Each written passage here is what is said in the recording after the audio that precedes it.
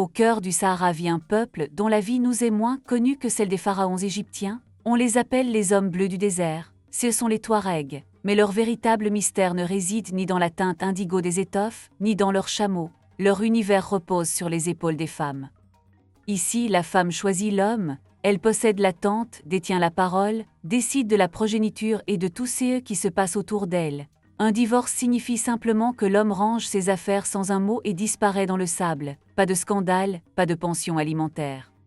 Si tu veux rester, fais tes preuves. Si tu veux aimer, demande la permission. Si tu veux épouser, souviens-toi que c'est toi qui entres chez elle, jamais l'inverse. Même marié, tu demeures un invité sous son toit. Bienvenue dans un matriarcat déguisé en culture nomade. A-t-elle ton imagination? L'aventure deviendra encore plus profonde, étrange et passionnante. Nous partons vers des contrées où la chaleur dépasse celle de la Sahara. Qui sont les Touaregs? Histoire, identité, ambiance. Les Touaregs ne sont pas qu'une tribu, ils forment une civilisation à part entière, parmi d'autres, avec leur propre écriture et une conception singulière de l'amour.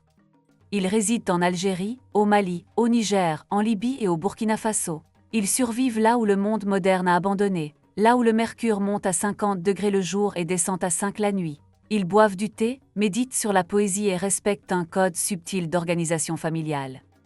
Les hommes portent le voile, même devant leur mère, symbole de modestie, de force et de maturité. Les femmes, elles, sont fières, ouvertes, parées d'amulettes en argent et de vers poétiques. Oui, de véritables poèmes. Chez les Touaregs, les femmes sont les héroïnes des légendes, des ballades leur sont dédiées, un simple regard peut sceller un destin.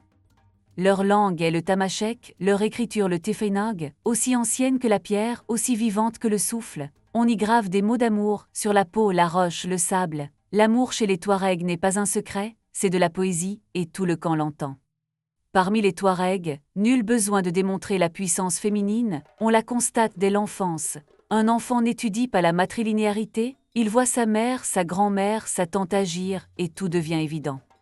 Tout se transmet par la lignée maternelle, la terre, la tante, les chameaux relèvent de sa compétence. Après une séparation, les enfants restent avec la mère. L'homme est un allié temporaire, parfois ami, parfois poète. Mais l'héritage, la filiation, c'est elle. Dans ce monde, une fillette grandit entourée de puissance. Elle voit sa mère prendre des décisions familiales, sa grand-mère donner des directives, sa tante négocier avec les hommes et triompher. Et elle apprend tôt, on n'élève pas les filles à la soumission, mais au respect. Respect, voilà le mot-clé. Une jeune Touareg connaît sa valeur, elle ne clame pas ses droits, elle les vit. Un ethnologue français notait dans les années 60, dans une famille Touareg, l'homme peut parler, mais c'est toujours la femme qui a le dernier mot. Ici, ce n'est pas une provocation, mais l'ordre naturel des choses. La tente chez les Touaregs n'est pas seulement un abri, c'est le symbole de la famille et elle appartient à la femme. Le mari y entre, jamais l'inverse.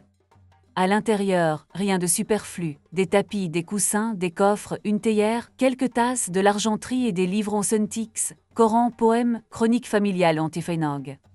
C'est la femme qui monte et démonte la tente. Elle sait où placer le coffre à bijoux, comment tendre une toile contre le soleil, ou dissimuler une lettre privée, c'est sa forteresse. Les femmes tissent, préparent le thé, tiennent le registre du bétail. Elles veillent à l'ordre et à l'équilibre, tout en participant au commerce caravanier. Au Mali, des dynasties féminines exportent encore vers l'Algérie et la Libye. Elles négocient, signent des contrats et engagent parfois leur propre escorte. L'éducation Touareg repose sur un subtil équilibre. Pas d'injonction, pas de punition, pas d'intimidation, tout s'appuie sur l'exemple et la conversation. Les enfants grandissent au milieu des adultes, écoutent les discussions, se laissent porter par les récits joyeux, effrayants, romantiques. On apprend aux garçons que l'homme vrai n'ordonne pas, il attend, il fait la cour, il montre du respect. À la fille, on enseigne qu'elle décide de son destin. Que dire non n'est pas une faiblesse, que la solitude n'est pas une honte, que le mariage est une alliance, non une fatalité. Les enfants grandissent dans le respect de la femme, mère, grand-mère, sœur. Et cela se voit. Un adolescent n'élève pas la voix, n'interrompt pas, car la culture et la tradition l'en dispensent. Si tu crois que l'amour nomade n'est que question de biologie ou de contrat, tu n'as jamais entendu flirter les Touaregs, c'est de la poésie. Un homme incapable de composer un vers est jugé immature, il peut être riche, s'il se tait, il n'éveille aucun intérêt, les compliments creux n'enchantent pas une femme Touareg. Oublie tout ce que tu sais de « tu as de beaux yeux » ou « je t'aime bien ». Ici, la femme écoute les vers. Si tu ne sais pas parler en poésie, tu n'es rien pour elle. Mais si tu sais, inscris un dans les commentaires et je te donnerai un conseil. Quand la flûte retentira, la tente s'ouvrira et tu sauras comment le désert murmure oui. Revenons donc à la nuit saharienne. Oui, il existe des tentes d'amour parmi les Touaregs. Une jeune fille adulte peut y recevoir des invités. Ce n'est ni un lieu de péché, ni un foyer de honte, c'est un espace de choix. Elle décide qui franchit le seuil et qui reste dehors. Quand le feu crépite doucement, un homme peut se tenir en silence devant l'entrée. Si la flûte retentit, il peut pénétrer, sans parole, juste musique et consentement. Au matin, tout est terminé, personne ne demande « et maintenant ?» car la poésie a parlé, tout a été dit.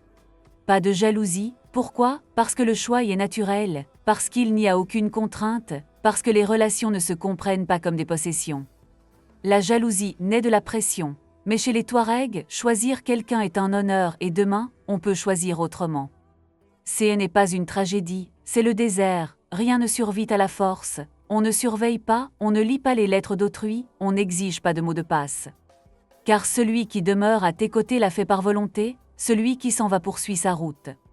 Un paradoxe, peut-être, pourtant, cette culture fonctionne sans scandale, sans hystérie, sans drame.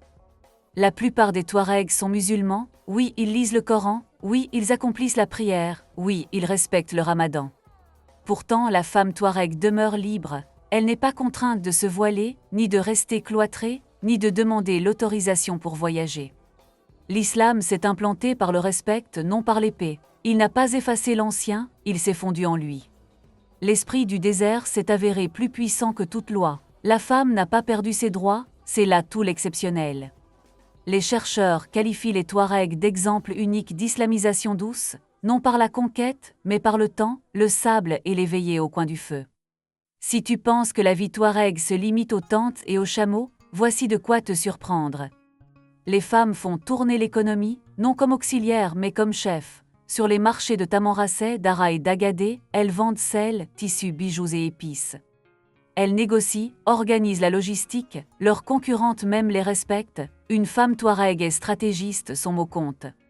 Nombre d'entre elles participent aux conseils tribaux, pas dans un parlement, mais là où se décident les routes, la politique et les conflits. Et elles ne se taisent pas, elles ont le droit de parole. Dans les différents entre-clans, sur les frontières, les divorces, ce sont souvent des femmes qui interviennent en tant que médiatrices. Elles réclament la paix et les chefs les écoutent. Les Touaregs ne sont pas qu'un peuple du désert, ils sont un miroir. Ils montrent qu'une société peut exister où les femmes ne revendiquent pas le pouvoir, car elles le détiennent déjà. Les hommes ne souffrent pas de la perte de contrôle, ils grandissent par le respect. Leur monde n'est pas utopique, sécheresse, conflits et pauvreté en font partie. Pourtant, ils conservent un équilibre rare, liberté sans agression, amour sans peur, divorce sans tragédie, et une alliance où chaque époux est poète. Peut-être est-ce la raison pour laquelle les Touaregs perdurent. Nous regardons souvent l'Afrique avec des préjugés, y voyant pauvreté, difficulté et retard. Or voici un peuple qui surpasse tant de civilisations modernes. Chez les Touaregs, le féminisme n'existe pas parce qu'il n'est pas nécessaire. Leur société n'est pas parfaite, mais elle offre une autre vision de l'égalité, non comme combat, mais comme manière de vivre.